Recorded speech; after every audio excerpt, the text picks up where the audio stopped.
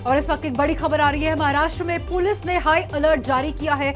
हिंसा की आशंका को देखते हुए ये हाई अलर्ट जारी किया गया है। सभी पुलिस स्टेशन को अलर्ट पर रहने के निर्देश दिए गए हैं। तो इस वक्त ये बड़ी खबर आ रही है महाराष्ट्र से। महाराष्ट्र में पुलिस ने इस वक्त हाई अलर्ट जारी कर दिया है। उस वक्त जो वहां पर महाराष्ट्र में हिंसा हो रही है उसकी आशंका को देखते हुए ये हाई अलर्ट जारी किया गया है। सारी पुलिस स्टेशन को ये अलर्ट पर रहने के लिए निर्देश दिए गए हैं। और जिस तरीके से हिंसा की तस्वीरें महाराष्ट्र से सामने आ रही हैं, उद्धव ठाकरे ने अपील की थी और एकनाथ शिंदे और शिवसेना के निर्दलीय विधायक जिनकी संख्या अब मिलकर 52 हो चुकी है, उन विधायकों के समर्थन का दावा किया जा रहा है। ऐसे में सवाल यह है कि आखिरकार शिंदे का गेम प्लान क्या है, एकनाथ शिंदे किस तरीके से जो आगे बढ़ रहे हैं। इसी को लेकर हमारे सहयोगी रोमाना इसार खान ने आज उनसे खास बातचीत की और यही जानने की कोशिश की कि आखिर क्या पैंतरा होगा एकनाथ शिंदे का आगे। अभी 40 एमएलए शिवसेना के और इंडिपेंडेंट 12 है, 12 इंडिपेंडेंट 12, 40 शिवसेना, तो मतलब ये आंकड़ा मिलाकर हो गया 52। आप ये कह रहे हैं गुवाहाटी में इस वक्त आपके साथ 52 विधायक हैं सर? बिल्कुल। बड़ा सवाल ये भी पूछा जा रहा है आपके विरोधियों की तरफ से कि साहब अगर वाकई में नंबर को लेकर आप इतने कॉन्फिडेंट हैं तो फिर क्या रोक रहा है आपको? जो अविश्वास मत है उद्धव सरकार के खिलाफ वो क्यों नहीं लाया जाता है? देखिए, हमारी बैठक होगी, बैठक में सब बातें तय की जाएगी, हर एक मुद्दे पर चर्चा होगी। उसके बाद अगला जो कदम है, अगली स्टेप जो है हम उठाएंगे। सर, आप बीजेपी की सरकार बनवाएंगे या बीजेपी की मदद से आप अपनी सरकार बनाएंगे? कुछ सोचा इस बारे में? अभी कोई हम लोगों ने निर्णय नहीं लिया है और जब हमारे सब विधायक जो है उनके साथ चर्चा होगी बैठक में, उसके बाद ही अगला कदम उठाएंगे। धन्यवाद, थैंक यू। तो उद्धव ठाकरे ने बागियों से बदले की शुरुआत कर दी है। 17 बागी विधायकों की सदस्यता रद्द करने की दिशा में कदम बढ़ा दिए गए हैं। लोकतंत्र में नंबर का महत्व है और नंबर के बाहुबली फिलहाल एकनाथ शिंदे हैं, लेकिन उद्धव ठाकरे कानूनी कार्रवाई से बागी गुट पर वार करने के लिए तैयार हैं। शिवसेना ने विधानसभा उपाध्यक्ष को 12 से ज्यादा बागियों के निलंबन की जो लिस्ट सौंपी है उसमें एकनाथ शिंदे का नाम भी शामिल है। जो जिस तरह से उन्होंने मीटिंग बुलाई थी, मीटिंग में इन प्रेजेंट है और कारण कुछ और बताया।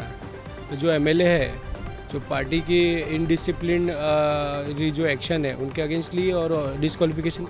सूत्रों के मुताबिक शिवसेना इस लिस्ट को और लंबी करने जा रही है। शिंदे 40 विधायकों के समर्थन का दावा कर रहे हैं।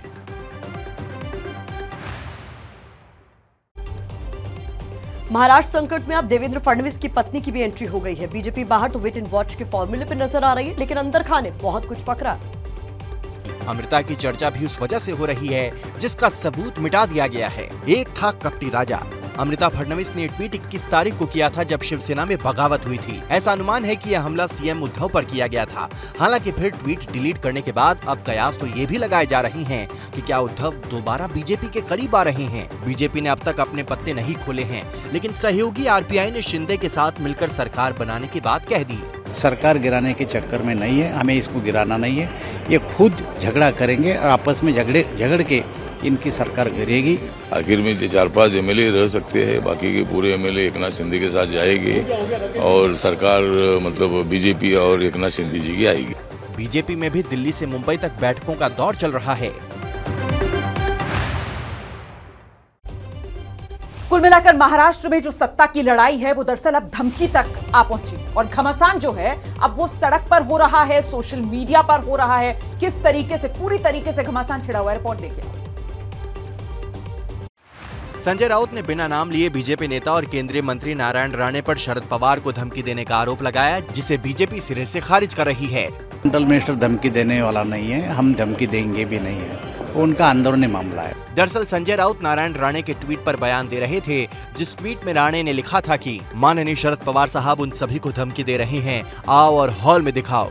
वे आ रहे हैं, वे आएंगे और अपनी मर्जी से मतदान करेंगे, यहाँ तक कि उनके बालों को धक्का देने से भी घर पहुँचना मुश्किल हो जाएगा। महाराष्ट्र की सियासत में इन आरोपों से सियासी घमासान बढ़ गया है।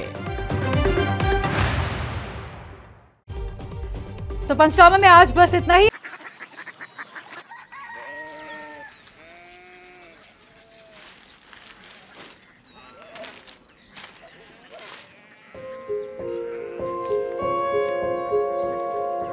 बाबा बाबा कोरिया सिटी जानी ना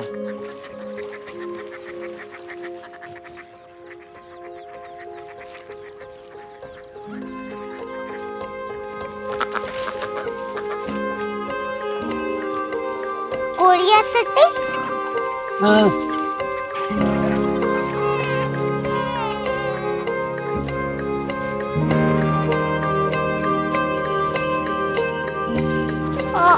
कोरिया सिटी कहाँ पे है?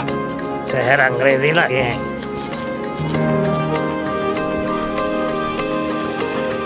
कोरिया सिटी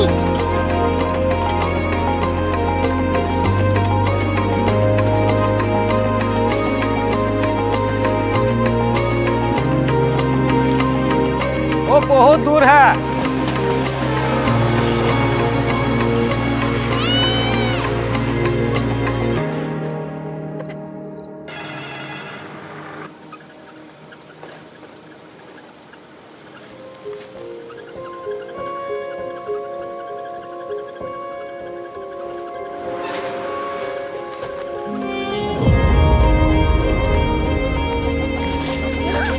कोरिया सिटी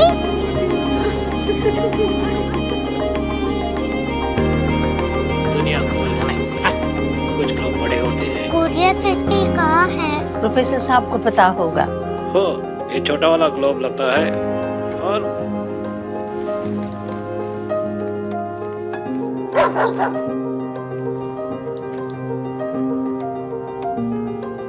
पता नहीं, मेरी बेटी से जाके मिल लो, शायद उसे मालूम हो।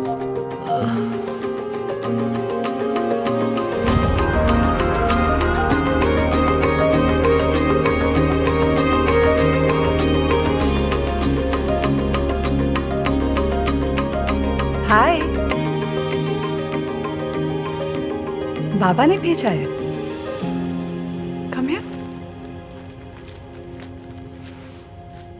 कोरिया सिटी कोरिया सिटी नहीं, क्यूरियोसिटी।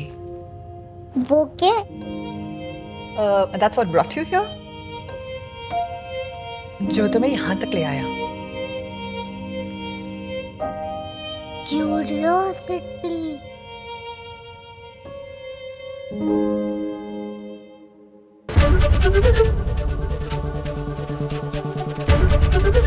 ABP न्यूज आपको रखे आगे।